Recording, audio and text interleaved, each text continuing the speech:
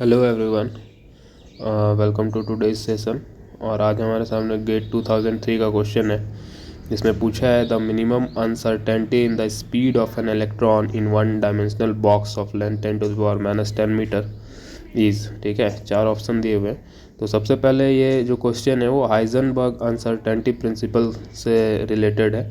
ठीक है, तो हाइजेनबर्ग अनसर्टेनिटी प्रिंसिपल के अकॉर्डिंग क्या बोला जाता है कि किसी भी पार्टिकल का जो मोशन में है, ठीक है, हम उसका पोजीशन को और उसका मोमेंटम को एक साथ एक्यूरेटली कैलकुलेट नहीं कर सकते।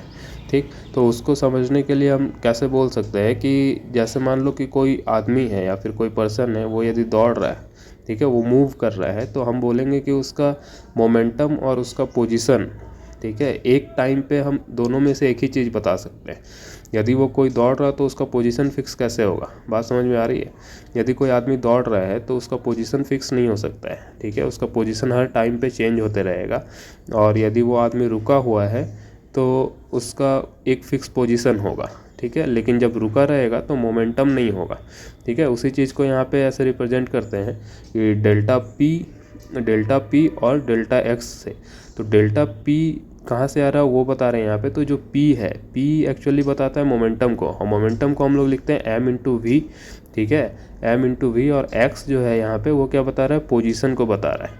ठीक है, तो और ये डेल्टा P क्यों लिख रहे हैं? तो ये बता रहा है चेंज इन पोजीशन या फिर error in momentum delta P बता रहा है। और जो डेल्टा x है वो क्या बता रहा है? वो बता रहा है इरर इन पोजीशन। ठीक है, तो वही चीज़ यहाँ पे बता रहा हूँ कि जो आदमी है वो यदि रन कर रहा है तो उसका मोमेंटम होगा कुछ। मोमेंटम को हम लोग मास इंटू वेलोसिटी से डिनोट करते हैं। ठीक है, और पोजीशन को एक्स से बता रहे हैं, तो उसी चीज़ का रिलेशन यहाँ पे दिया हुआ है। ठीक है, अब क्या है कि ठीक है, तो पोजीशन और मास के बारे में यहाँ पे सब बता रहे हैं।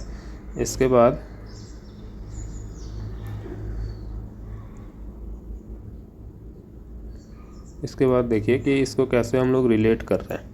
ठीक है, हाइजेनबर्ग इसको कैसे रिलेट किए वो चीज़ हम लोग यहाँ पे देखेंगे।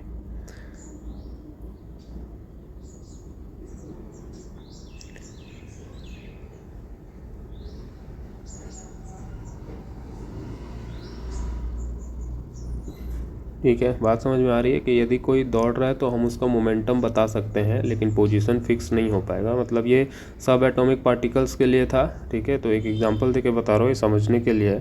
ठीक है, तो अनसर्टेनिटी इन मूवमेंट, जैसे स्पीड ऑफ इलेक्ट्रॉन लिखा है, तो स्पीड और वेलोसिटी की भी बात है यहाँ पे। तो वेलोसिटी हम लोग कब बोलते हैं? वेलोसिटी मतलब एक वेक्टर क्वांटिटी हो जाता है, और स्पीड एक हो जाता है आपका स्केलर क्वांटिटी।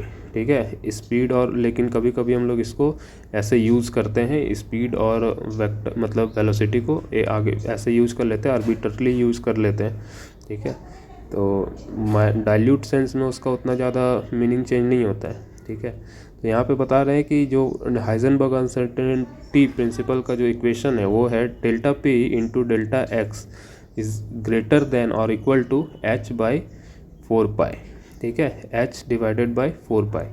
तो ये चीज़ यहाँ पे बता रहे हैं। यहाँ पे क्या है? h क्या है? h है प्लैंक कांस्टेंट, और 4 पाई तो एक कांस्टेंट है। ठीक है, तो डेल्टा p क्या है? यहाँ पे डेल्टा p बताया अभी कि चेंज इन या फिर इरर इन बोल सकते हैं मोमेंटम। ठीक है, और डेल्टा एक्स क्या है? इरर इन पोजीशन बोल सकते हैं। ठीक है, और h क्या है? प्लैंक कांस्टेंट है, और 4 पाई क्या है? आपका कांस्टेंट है। ठीक है, तो ये सब क्वांटम केमिस्ट्री से रिलेटेड है ना। और इसमें क्या बता रहे हैं अभी कि जो मोमेंटम है, ठीक है, उसका वैल्यू क्या है? m इंटू वी होता है। मोमेंटम को m इंटू वी लिखते हैं, लेकिन यहाँ पे आप बोलेंगे कि मास के आगे डेल्टा क्यों नहीं लगाए? तो मास यार कांस्टेंट रहता है। ठीक है, मास क्या रहता है? कांस्टेंट रहता है, मास चेंज नहीं हो रहा है। चेंज क्या होगा? उसका स्पीड चेंज होगा। आप क्या खड़ा खड़ा अपना वजन घटा सकते हैं या बढ़ा सकते हैं? वजन मतलब मास को कम नहीं कर सकते। ठीक है, तो इसलिए यहाँ पे डेल्टा वी लगा रहे हैं, क्योंकि चेंज एक्चुअल में वी हो रहा है, और यहाँ पे एक्स पोजीशन चेंज हो रहा है इसलिए लगा रहे हैं। और जब क्वेश्चन हम लोग सॉल्व करते हैं तो इसको मॉडिफाई कर लेते हैं इक्वेशन को थोड़ा, तो m को डिनोमिनेटर साइड मतलब राइट हैंड साइड में भेज देंगे, तो delta v into delta x equal to h by 4 pi m हो जाएगा। ठीक है। अब इस फॉर्मूला पे यदि हम जो ऊपर डेटा दिया हुआ है उसको पुट कर देंगे तो क्या होगा, मेरा आंसर आ जाएगा। ठीक है, अब देखते हैं यहाँ पे पहले। ठीक है, पोजीशन क्या दिया हुआ है, 10⁻⁻10। उसको हम लोग जो लेंथ दिया हुआ है बॉक्स का, वो उसका पोजीशन मतलब एरर इन पोजीशन में उसको कंसिडर कर ले रहे हैं। और स्पीड जो वहाँ पे इलेक्ट्रॉन लिखा हुआ है, मास मतलब अब मास कहाँ से लाना है, तो आपको सब एटॉमिक पार्टिकल का मास थोड़ा पता रहना चाहिए। ठीक है, तो उसको हम लोग यहाँ पे यूज़ कर लेंगे। सब एटॉमिक पार्टिकल का जो मास दिया हुआ है उसको यहाँ पे यूज़ करेंगे। और हम लोग को स्पीड का अनसर्टेनिटी निकालना है, तो v इक्वल टू यहाँ पे फार्मूला बन जाएगा डेल्टा v इक्वल टू करके। ठीक है, तो उसको अभी देखते हैं हम लोग।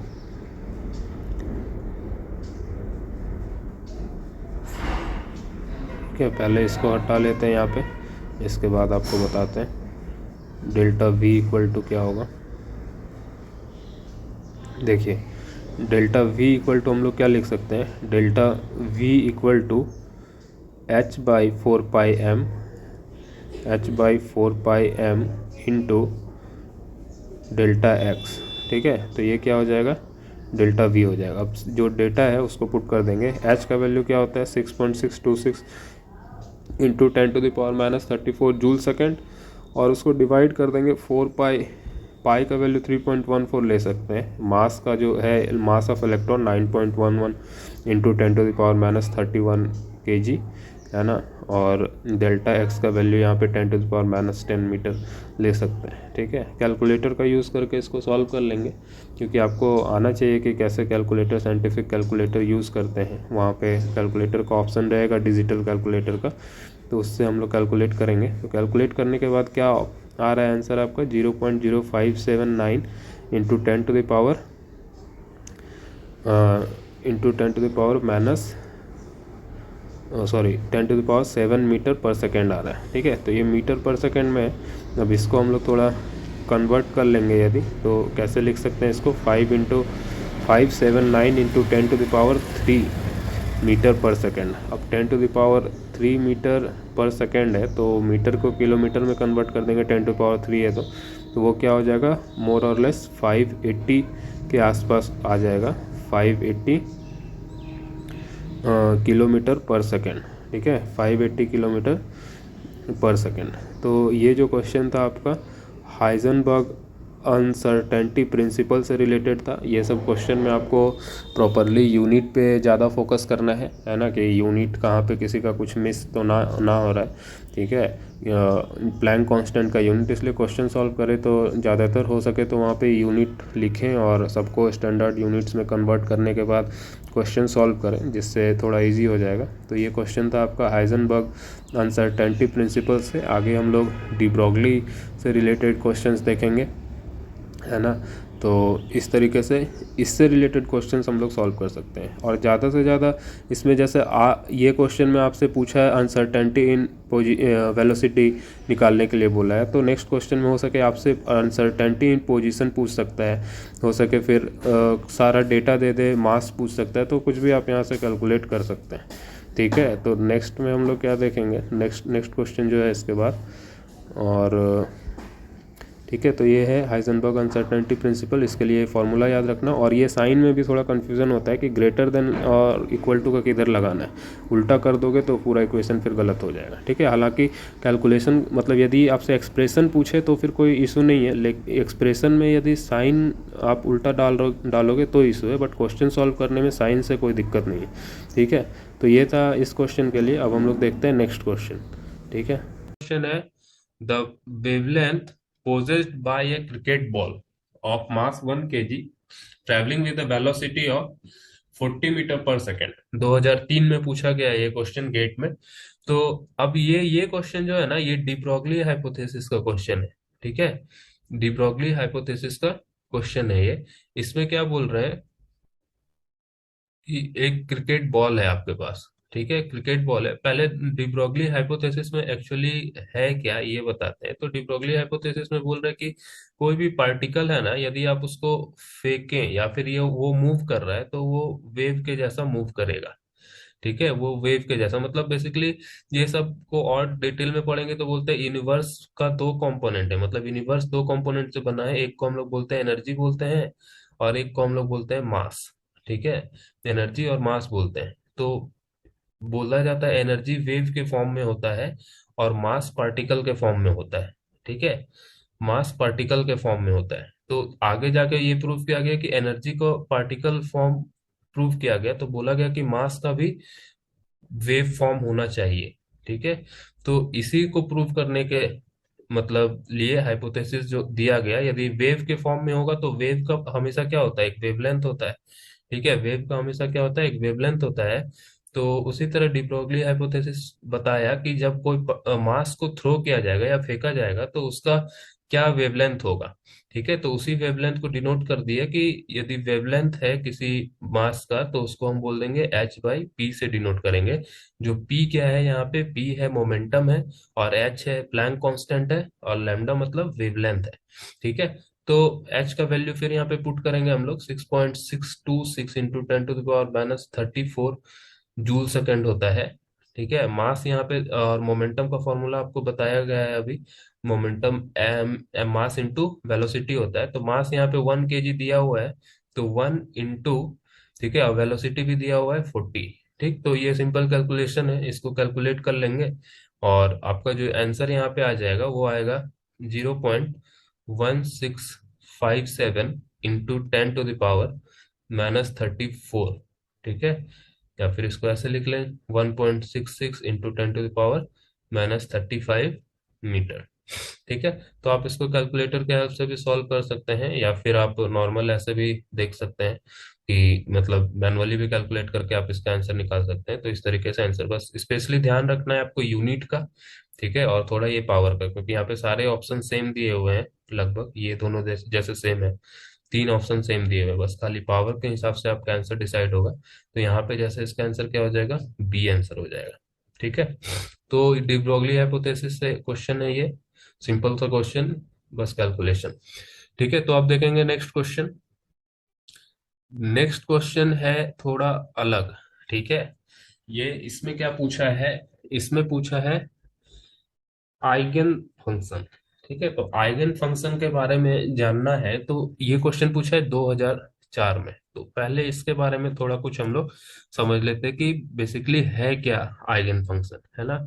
तो देखते हैं एक बार कि कैसे हम लोग इसको समझ पाते हैं।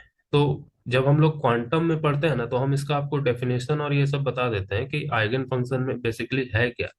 तो देखिए, आइगन फंक्शन को ऐसे समझ सकते हैं।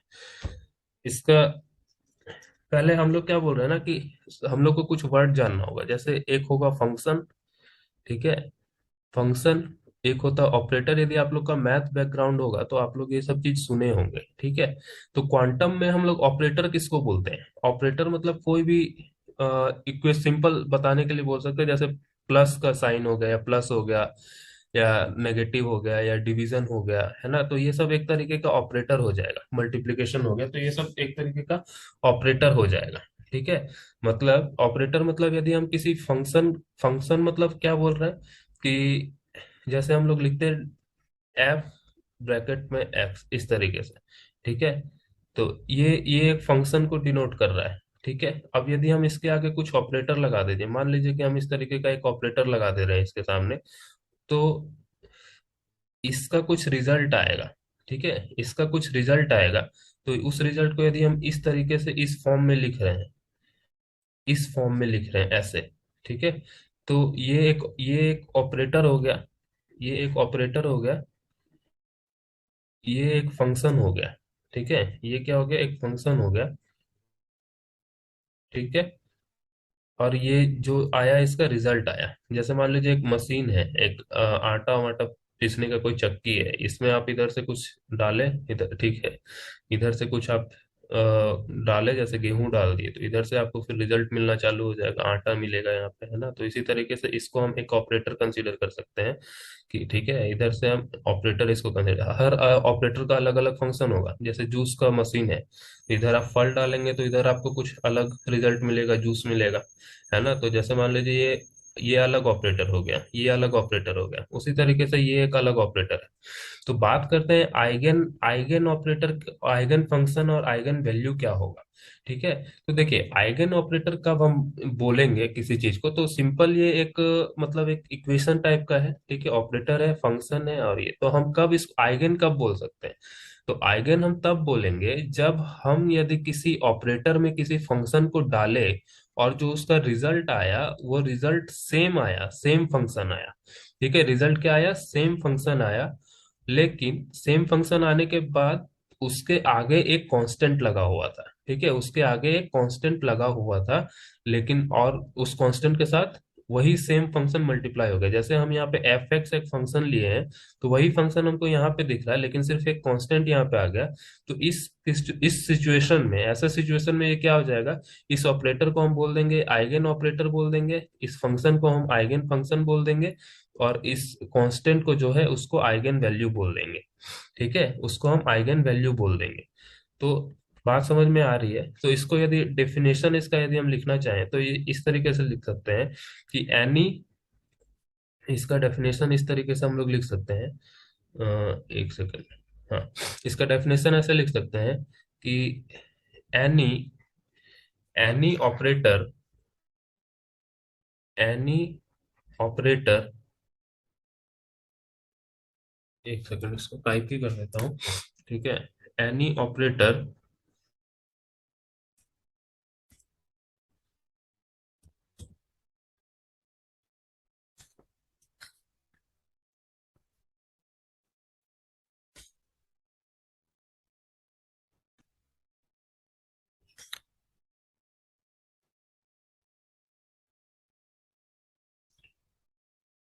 एनी एनी ऑपरेटर, ठीक है, एक सेकंड, एनी ऑपरेटर,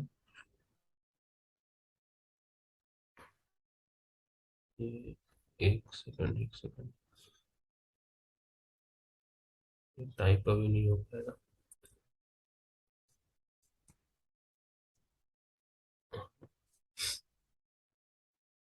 एक सेकंड रुक जाओ। Any operator operating operating on a function, any operator operating on a function and gives, ठीक है, any operator operating in a function and gives the same function, gives the same function, gives the same function with a value of,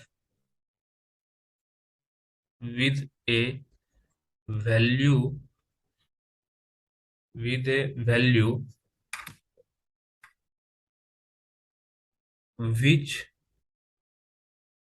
which do not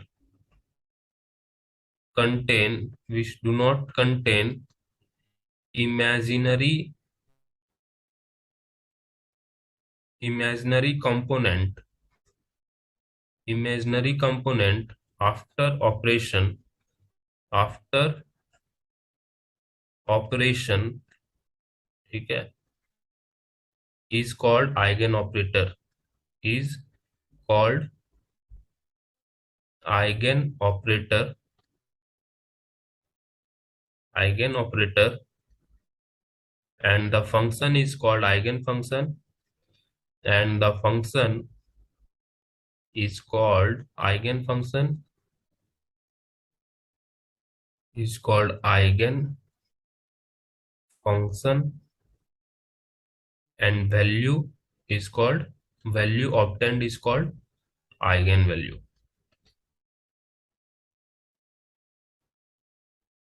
eigen value। ठीक है, तो इसका कुछ और example दे देते हैं, उसके बाद हम लोग इस क्वेश्चन को भी देखेंगे कि कैसे आइगन फंक्शन और आइगन ऑपरेटर को डिफाइन कर सकते हैं हम लोग। ठीक है,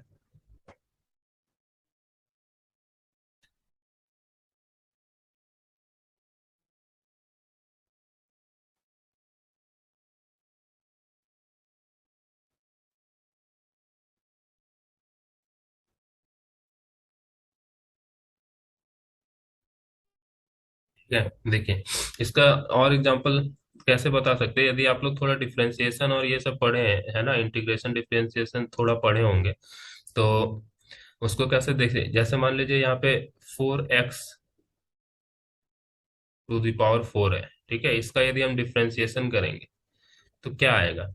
डिफरेंशिएशन में क्या आ जाएगा, इसका हो जाएगा 16 इंटू एक्स क्यूब। डिफरेंशिएशन का फॉर्मूला यदि आपको पता होगा, ये लगाएंगे तो आपके पास यही आ जाएगा, ठीक है। लेकिन अब देख रहे हैं कि यहाँ पे कांस्टेंट आ गया, लेकिन मेरा जो फंक्शन था, मेरा फंक्शन 4x⁴ था, लेकिन यहाँ पे क्या आया, एक्स क्यूब आ गया, ठीक है। यदि हम इसको इस तरीके से भी लिखे 4 इंटू 4 एक्स क्यूब, लेकिन फिर भी तो ये 4 एक्स क्यूब है ना।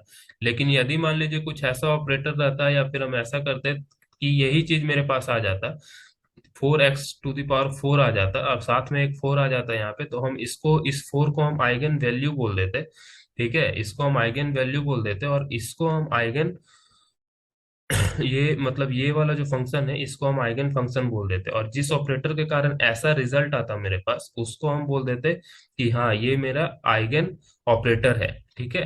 तो आइगन वैल्यू मतलब ये कांस्टेंट वैल्यू है, लेकिन मेरे पास अभी जो देख रहे हैं उसमें ऐसा कुछ नहीं आया, तो हम इसको आइगन फंक्शन नहीं बोलेंगे, ठीक है, उसको हम आइगन फंक्शन नहीं बोलेंगे, ठीक है। समझने के लिए बोल सकते हैं कि राहुल गांधी का एक बहुत ज्यादा फेमस स्टेटमेंट आया था कि इधर से आलू डालो और उधर से सोना निकलेगा। एक्चुअल वो बोल कुछ और रहे थे, बट मीडिया के कारण उसको चेंज कर दिया, ठीक है, कि इधर से आलू डालो और इधर से सोना निकलेगा, ठीक है। तो इस तरीके का चीज था, लेकिन अब मान लो सच में ऐसा मशीन लगा दिए और इधर से आल बोले कि इधर आलू डालेंगे इधर सोना निकलेगा, ठीक है। तो इधर जब आलू डाले और इधर से आलू के बदले आलू ही निकल गया, ठीक है, साथ में सोना के बदले कुछ और निकल गया यहाँ पे, ठीक है। तो आलू आलू डाल रहे हैं, ये ऑपरेटर हो गया तुम्हारा, और इधर से आलू डाले और इधर आलू ही मिल गया, तो आलू के साथ जो और निकल रहा है एक्स्ट्रा चीज, उसको हम क्या बोल देंगे, आइगन वैल्यू बोल देंगे, ठीक है। और आलू तुम्हारा हो जाएगा क्या, आइगन फंक्शन हो जाएगा। और ये जो मशीन लाए हैं आलू से सोना बनाने वाला, लाए थे, लेकिन आलू से आलू ही बना रहा है, तो उसको हम क्या बोल देंगे, आइगन ऑपरेटर बोल देंगे, ठीक है। तो इस तरीके से समझ सकते हैं। अब सेम आते हैं क्वेश्चन पे। तो क्वेश्चन में पूछ रहा है कॉस ए एक्स का, ये देखो ये जो सिंबल है ये डबल डिफरेंशिएशन का है, एक बार डिफरेंशिएशन नहीं करना है, दो बार डिफरेंशिएशन कर देना है। तो डबल डिफरेंशिएशन करने से, कॉस ए एक्स का डबल डिफरेंशिएशन करने से क्या मिलेगा, है ना, उसके बारे में, ठीक है। तो इसको हटा रहे हैं, यहाँ पे लिखेंगे अभी कि डबल डिफरेंशिएशन करने से क्या मिलेगा, ठीक है। तो उसको देखते हैं और उसमें क्या वैल्यू होगा। चलिए देखते हैं इसको, ठीक है।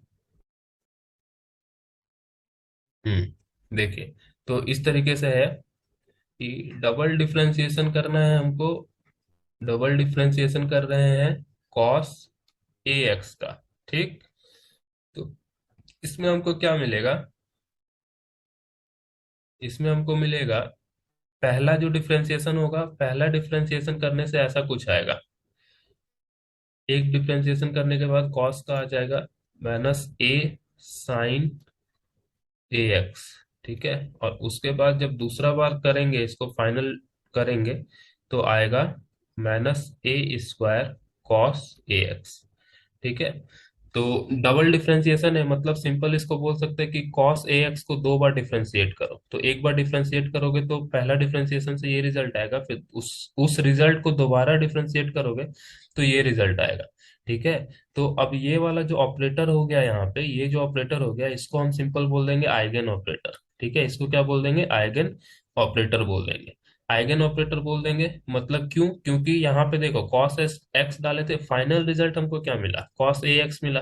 तो दोनों ये सेम है, लेकिन आगे में इसका कुछ एक अलग चीज आ गया है, ठीक है।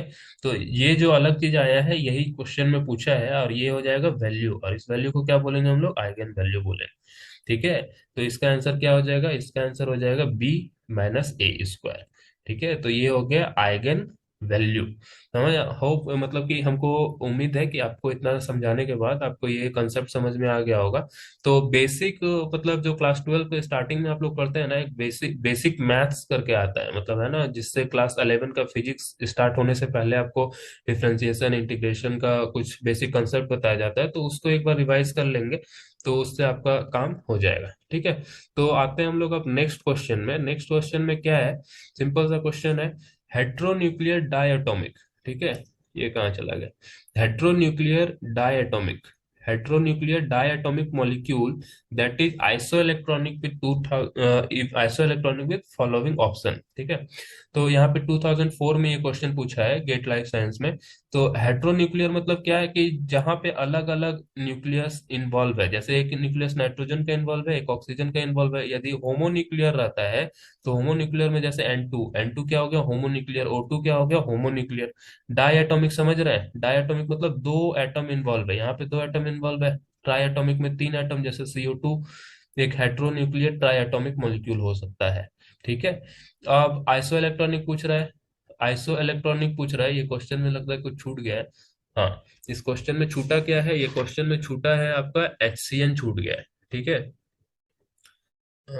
एक्चुअली इस क्वेश्चन में है the heteronuclear diatom that is isoelectronic to with HCN है, यहाँ पे लिखा हुआ क्या है, HCN। ठीक है, विथ HCN, तो ये चीज थोड़ा यहाँ पे छूट गया है। ठीक है, तो अब हमको क्या करना है, सिंपल है, कल भी ये ऐसा क्वेश्चन आया था, तो ऐसे क्वेश्चन में क्या करना होता है, हमको बेसिकली देखना है ना कि कितना इलेक्ट्रॉन HCN में, कितना इलेक्ट्रॉन है। अब HCN है मेरे पास, तो HCN में बेसिकली कितना इलेक्ट्रॉन है, एक इलेक्ट्रॉन हाइड्रोजन का होगा, 6 इलेक्ट्रॉन कार्बन का होगा, और नाइट्रोजन का 7 इलेक्ट्रॉन होगा। इसको टोटल कर देंगे तो 14 इलेक्ट्रॉन्स आ गए अपने पास। अब देखना कि किसमें 14 इलेक्ट्रॉन है, नाइट्रोजन है यहाँ पे, नाइट्रोजन का 7 हो जाएगा, ऑक्सीजन का 8, तो यहाँ कितना हो गया, 15। ठीक है, यहाँ पे क्या हो जाएगा, 15 हो जाएगा। इसको देखेंगे यहाँ पे, कार्बन का 6 इलेक्ट्रॉन, ऑक्सीजन का 8 इलेक्ट्रॉन, तो कितना हो जाएगा, 14 इलेक्ट्रॉन। ठीक है, बोरोन, तो बोरोन का कितना होगा, 5, 5 इलेक्ट्रॉन, बोरोन का 5 इलेक्ट्रॉन, और ऑक्सीजन का कितना इलेक्ट्रॉन हो जाएगा, 8 इलेक्ट्रॉन, तो यहाँ पे 13 इलेक्ट्रॉन आ जाएगा। सल्फर है 16 इलेक्ट्रॉन, और इसका 8 इलेक्ट्रॉन ऑक्सीजन का, तो कितना हो जाएगा, 24 इलेक्ट्रॉन। तो आंसर क्या हो गया, बी। समझ रहे हैं, बी आंसर हो जाएगा। 1 मार्क्स के लिए गेट में पूछा था ये क्वेश्चन। इसके बाद देखते हैं हम लोग नेक्स्ट क्वेश्चन। नेक्स्ट क्वेश्चन अभी हम लोग तुरंत सॉल्व किए थे। पहला क्वेश्चन जो था हाइजेनबर्ग, यहाँ पे पूछा है हाइजेनबर्ग अनसर्टेनिटी प्रिंसिपल का सिंपल सा एक्सप्रेशन पूछा है कि क्या एक्सप्रेशन होता है हाइजेनबर्ग अनसर्टेनिटी प्रिंसिपल का। तो उसका हम लोग आंसर बता सकते हैं, डेल्टा पी अभी देखे थे, delta f is greater than equal to H/4 pi. ठीक है, तो ये इसका आंसर होगा, जिसको आंसर क्या है, ये ऑप्शन में से देख सकते हैं हम लोग, डी ऑप्शन मैच हो रहा है। ठीक है, तो इतना क्वेश्चन था, है ना। तो आज के लिए हम लोग इतना क्वेश्चन देखेंगे। अब नेक्स्ट क्लास में हम लोग और 5 या 10 क्वेश्चन करेंगे। देखिए, ये 5 या 10 क्वेश्चन का सीरीज इसलिए आ रहा है ताकि आप लोग मतलब कहीं पे भी बैठ के इसको आराम से रिवाइज कर ले। यदि हम ये एक साथ 10 घंटा का वीडियो डाल देंगे तो उससे कुछ नहीं होगा। ठीक है, कंसिस्टेंटली ट्राई कर रहे हैं वीडियो अपलोड करने का, तो जैसा भी सिचुएशन है उसके अकॉर्डिंग हम आपको मतलब ट्राई करेंगे कि गेट केमिस्ट्री में जितना मैक्सिमम क्वेश्चन आया वो सब हम लोग कवर कर लें। ठीक है, ताकि एक आइडिया हो जाए कि आने वाले टाइम में किस तरीके का क्वेश्चन आएगा। और यदि पहले भी बताया हूँ कि 50% आप यदि प्रीवियस ईयर को कवर कर लेंगे तो 50% एग्जाम आपका कवर हो जाएगा। मतलब यदि पास्ट 10 ईयर का पेपर को आप कवर कर लिए तो आप समझ लीजिए आपका एग्जाम कवर हो गया 50%। ठीक है, और केमिस्ट्री करना ज़्यादा इंपॉर्टेंट है गेट लाइफ साइंस वालों के लिए, यहाँ से सिलेक्शन का चांस आपका बढ़ जाएगा। तो अब आप आज के लिए मतलब इतना ही वीडियो रहेगा। ठीक है, मिलते हैं नेक्स्ट वीडियो में हम लोग। तब तक के लिए आप लोग अच्छे से रिवाइज करते रहे, पढ़ाई करते रहे। बाकी जो सब्जेक्ट्स है वहाँ पे बायोलॉजी का है, जूलॉजी या बॉटनी में से आप जो सेलेक्ट किए हैं उसको आप कर लेंगे अच्छे से, या फिर माइक्रोबायोलॉजी या बायो केमिस्ट्री से जो सेलेक्ट किए हैं उसको अच्छे से करते रहेंगे, पास्ट ईयर पेपर लगाएंगे, जो डाउट है अपने इंडिविजुअल ग्रुप्स में पूछते रहेंगे। ठीक है, तो आज के लिए यही रहेगा। ट्राई करेंगे कि जो थ्योरी पोर्शन का हम लोग जहाँ पे छोड़े थे आयोनाइजेशन एंथैल्पी को, वहां पे भी कुछ वीडियोस अपलोड करेंगे। और उसके बाद आज का क्लास यहीं तक रहेगा। ठीक है, चलिए, बाय।